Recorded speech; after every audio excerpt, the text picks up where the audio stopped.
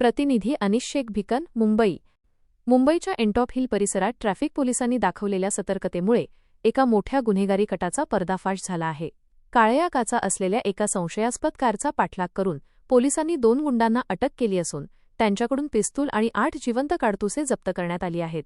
या कारवाईमुळे संभाव्य मोठी घटना टळली असून पोलीस आता या प्रकरणाचा सखोल तपास करत आहेत।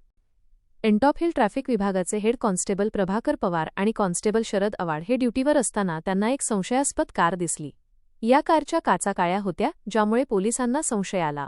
पोलिसांनी कार थांबवण्याचा प्रयत्न केला असता चालकाने पळून जाण्याचा प्रयत्न केला, मात्र पोलिसांनी सुमारे 500 मीटरपर्यंत थरारक पाठलाग करून कार अडवली।